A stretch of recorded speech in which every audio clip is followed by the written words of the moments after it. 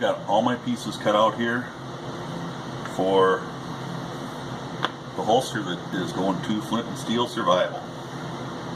Hopefully he doesn't mind me saying who's getting it. But this is, all the pieces are cut out. This piece I did some carving on, so I need to get all the edges burnished up before I can attach it to this piece. I had to cut my stitch lines, all that kind of happiness. I'm going to not dye the front until I've attached it, and I dye the whole thing. So first I need to get pieces attached. This piece is a little booster piece for the back, just because the sweat guard here kind of is, without it, is quite flimsy, and once the two are glued and stitched together, it's much more rigid. So I'm going to, this is burnished and is ready to attach.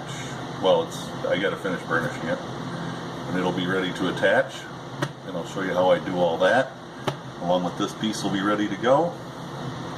So I'll be back as soon as I get this piece burnished. I'll get them attached, and then I'm going to let them sit after I glue them. So I'll cut all the stitch lines in too, but they will sit then until tomorrow.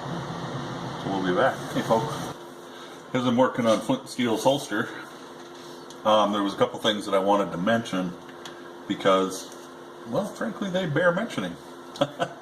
Before I glue this piece on, there's two things that I do that I know some people don't do. I'll dye at least around the edges where the stitch line is going to be, at the very least. That way I don't have to worry about any raw leather showing up and trying to take care of it. I'll also dye the area where this piece goes. And I've done that on the back. I've done the back of the stiffener for that. And the other thing is, this piece that's going on, I'm not going to be able to get to these edges to burnish them once it's on. Once it's been glued on, I can't do that. I can't cut my stitch grooves. It's all got to be done before. So you really kind of gotta, you have to think ahead a little bit. I didn't cut my groove along here because this part will get finished with the top of the holster here.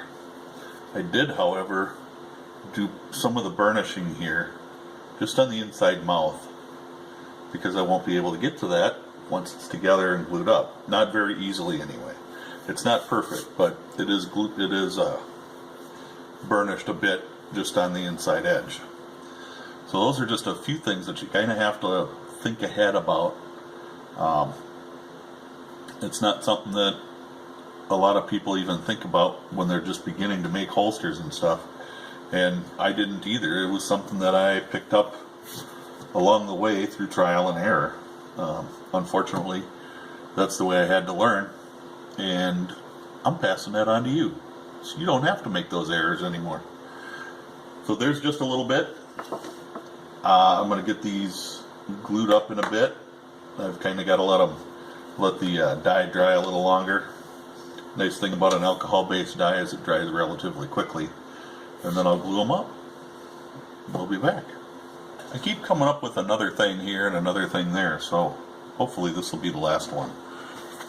I have a line, you probably can't see it. There's a line right here. And when I put my glue on there, I'm gonna stay about 1/4 of an inch back from that. The reason being is when you got the two pieces together and you start forming, it's gonna start pulling away a little bit, and that glue is gonna show if it runs out a little bit when you glue it down, when you put the piece on. So if it runs out at all, it's gonna show. And you can't dye over the glue even if you take the glue off. So I want to stay back on both pieces. I'll stay back a little ways just to keep that glue from being an issue in the future. And I'll do that all the way up around everything. It's going to get stitched down, so it's not going anywhere. But I don't want it to cause issues with the glue. I've scored my surface. We're ready to glue. And I just use regular contact cement, and I have thinned this out a little bit. I just thin it with a little bit of acetone. That's really all she takes. So I'm going to start down here.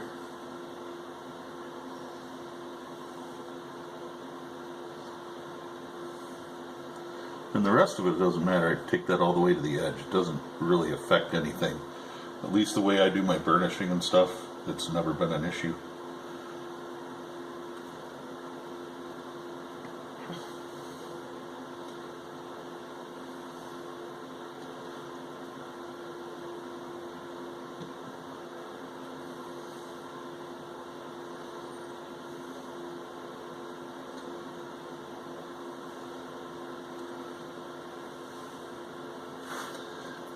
This piece, and remember, we're staying away from the edge down at the bottom there.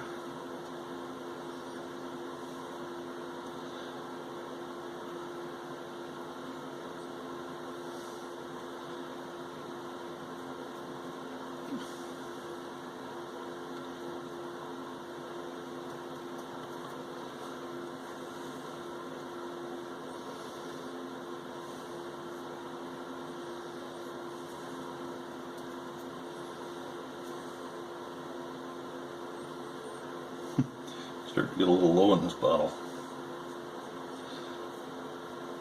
I don't like the bigger tubs of it because it just doesn't, you know, I rely on my stitching a lot, so I don't really use that much glue except in a project like this.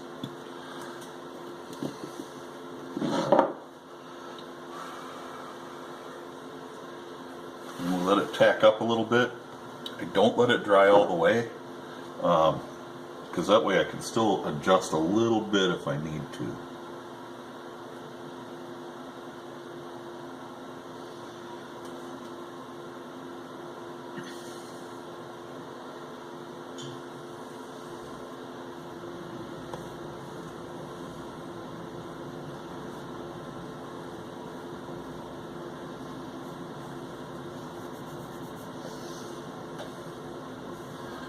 There we go. See how sturdy my bench is.